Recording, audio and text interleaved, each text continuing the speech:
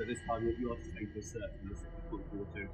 Okay? Are you sure you want to do that? I'm PC door for loose police station, yes. Okay, could you explain to me the grounds for the search? I'm not going to. Can I put the phone down? I'll just put it down like this. Power still. Well, no, the power's no, because the search is complete. You should have launched that. Show us your phone. I don't need to search. I'll show you the phone. There you go. I don't. The search is complete, sir. I'm just searching for The search is complete. Hello everyone and welcome back to the channel. Today we're going to be breaking down a police interaction that raises some very important questions about filming in public, the right to remain silent, and the use of counter-terrorism powers. The footage we're about to analyse comes from the excellent YouTube channel Collar Burks. We'll have a link to their original video and their channel in the description below, so please go and show them your support for capturing this important footage.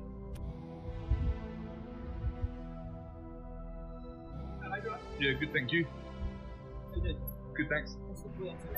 I'm filming. What are you filming? The back gate. Why are you filming the back gate? I just have an interest. You have an interest in what? The police station. Okay, what's your interest? A public interest. A public interest? Yes. Okay. Do you mind identifying, please? I'm PC door. Shall I do it 911? Okay. Listed.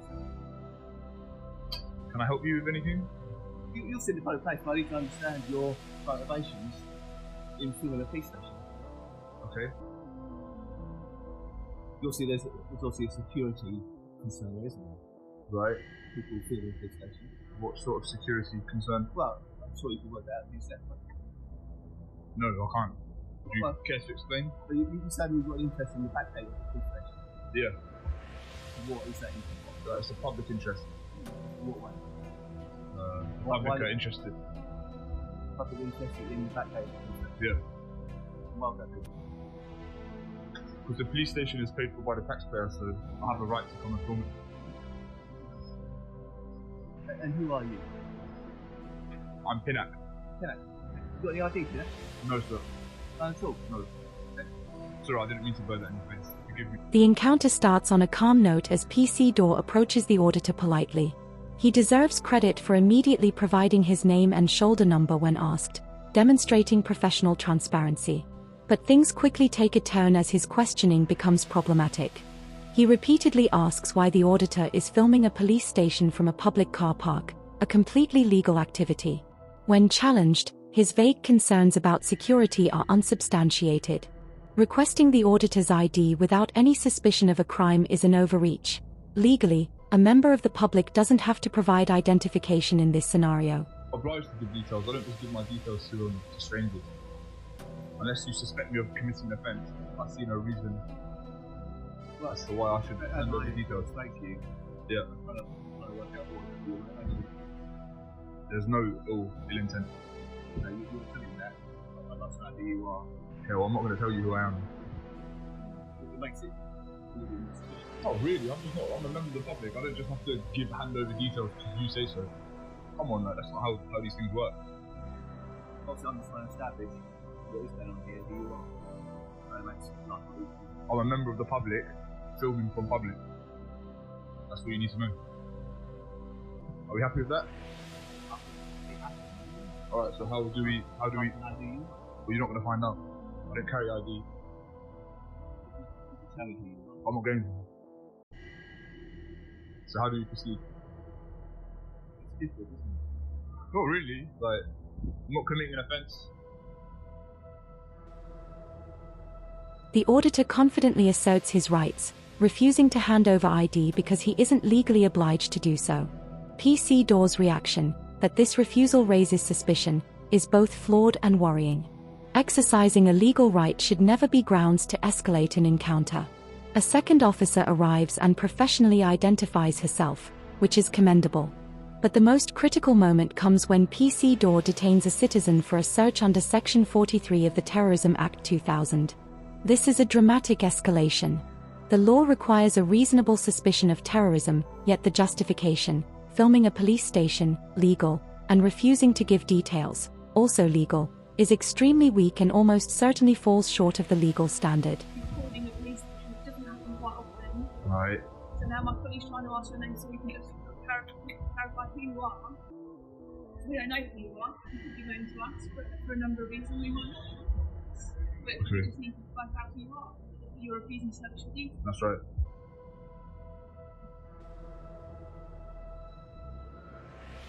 Let's see how this is suspicious. What? We've been alerted to you from the police station that someone's being suspicious. Would you mind identifying yourself? Yeah, see, that's the one from the police station. Alright. The female officer tries to justify their actions by saying a member of the public reported the filming as suspicious. While police must respond to public reports, they also need to use professional judgment and legal knowledge. A citizen's opinion alone does not create the reasonable suspicion necessary for a search, especially under the Terrorism Act. The auditor is searched, and the dialogue exposes the officer's circular logic. They are suspicious because the auditor's lawful actions were reported as suspicious. The auditor correctly challenges the legal basis, but the officers push forward anyway, leaning on the vague notion that the activity was unusual. People want to know how their tax money is being spent, upkeep of the building. The taxpayer pays for the police service, for the building, so any member of the public has an obligation to come and film from public. I don't appreciate,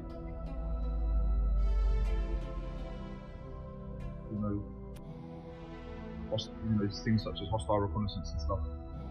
That's just concerns that we have. If members of the public or someone's alerted us to a male recording back in the police station, it's just one of those with someone. So we're not necessarily at the same level as doing that. I think we're right. Yeah, you're well within your right to ask me questions, but just alluding to things like hostile reconnaissance, I don't think is a good one. The auditor continues to challenge the search grounds, pointing out that the officer's suspicion lacks an objective legal basis. He rightly argues that just because filming a police station is unusual, it doesn't automatically suggest terrorism. A third officer even confirms that their suspicion is based solely on the unusualness of the act, a legally insufficient reason for using serious counterterrorism powers. The female officer, however, commendably identifies herself when asked, showcasing the auditor's strong understanding of his rights and the legal requirements for a search. This sharply contrasts with the officer's weak justification under the Terrorism Act. But there's a first time for everything. I mean, I don't need to. I'm not trying to hide anything. I don't have to I'm here in public, my face isn't covered, I'm not trying to hide anything. I've explained to you why I'm here. I don't feel like I need to account for my presence. This is very, what do you think, right? It's just very unusual circumstances. Okay. And you're not giving your details to create a suspicion. Okay. You're doing a police station. I understand. You're doing a bit. But this time you're saying for certain the second one through the two. Are you sure you want to do that? I'm thinking you're the loose police station. Okay, could you explain to me the grounds for the search? I'm not going to. Can I put it down? I'll just put it down like this. Yeah. The auditor requests a copy of the search record, which he is legally entitled to, and the officer complies. This is a proper and commendable procedural step. The auditor then points out potential civil liability, which the officer acknowledges. He also references the Met Police's photography guidance, highlighting the public's right to film. PC Door dismisses this, questioning why metropolitan guidance matters for his force, revealing a poor understanding of how national policing best practices work. While not legally binding like a statute, such guidance reflects an accepted professional standard.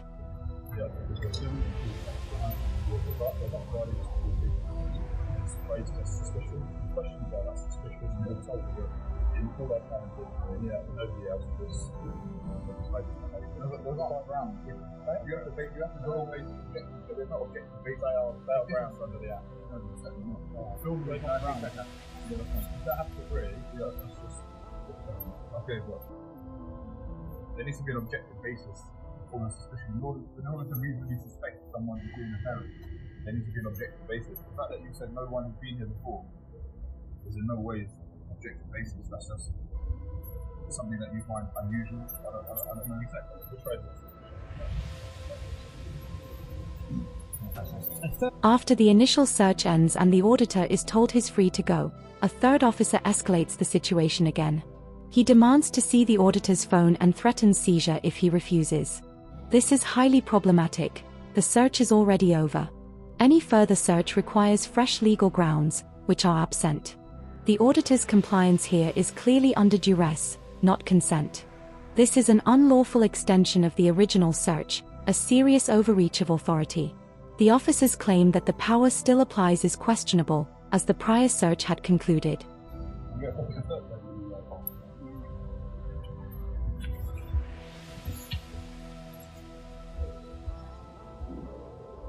Can I get a copy of the search slip, please?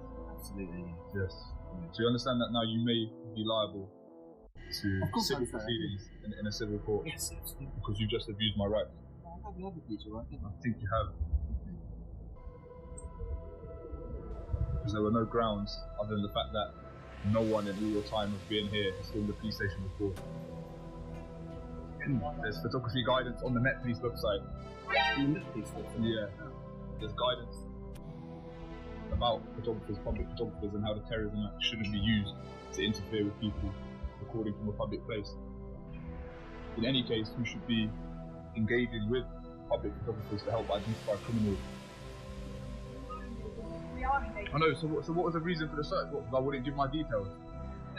We have explained. You see, you're being here. You haven't given us really much details. I don't need to give you any details. If I But then you need to understand that raises our suspicions. But if I want to, I don't have to account for my presence in a public place. Like, I could exercise my right to not even speak, and you can't interfere with me. I don't know if you're going to ask any reasons, okay? So how would I find that out if I don't know who you are? So you could have given us your name, your date of birth. I don't need to, though. I understand that. Reluctantly, the auditor allows the officer to view his phone. The officer finds other videos of police stations and accuses the auditor of dishonesty for not disclosing them earlier, a manipulative tactic. The auditor has no obligation to volunteer this information, and exercising his right to silence is not dishonesty. The officer then tries to justify looking at a second phone, even though it wasn't used for filming. This further highlights flawed legal reasoning.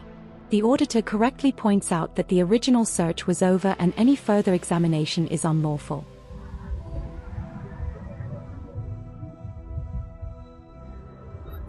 What's that? What are you deliberating over?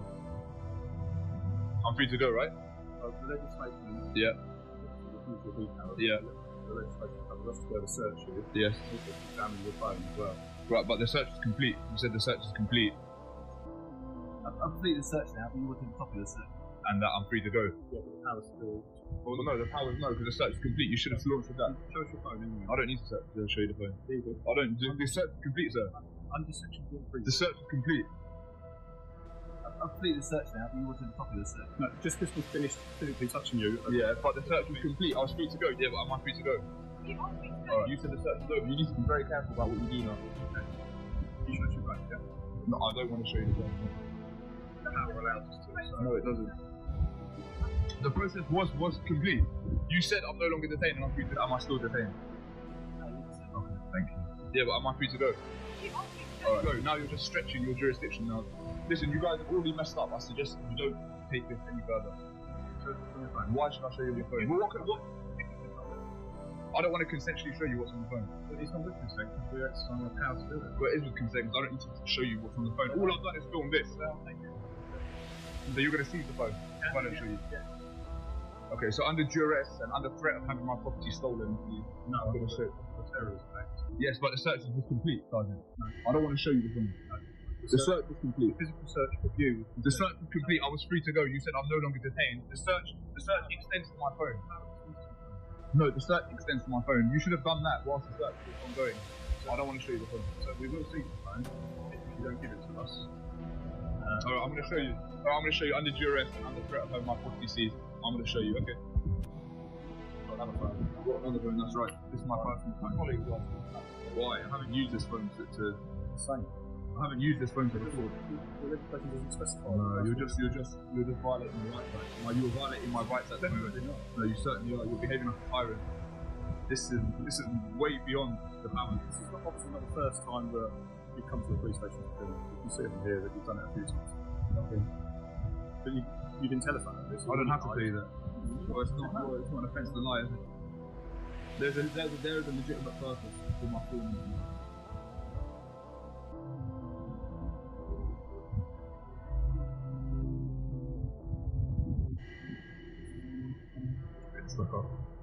I don't have to explain my motivation. You don't have to. Then you raise suspicion, don't you? But the search was complete, and then you've then gone and looked through my phone.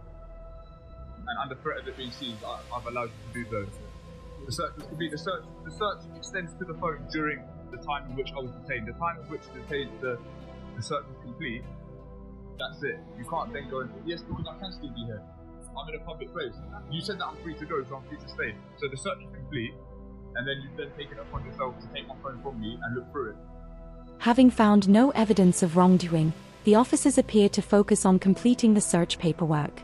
The auditor stays to ensure he receives his copy of the record. A third officer confirms he isn't detained but implies that his continued presence is suspicious, ignoring that he is lawfully in a public space awaiting the required paperwork. The video ends with the officers conferring, leaving the final resolution of the search slip unclear, but the main interaction, including the stop, search, and phone examination, has concluded.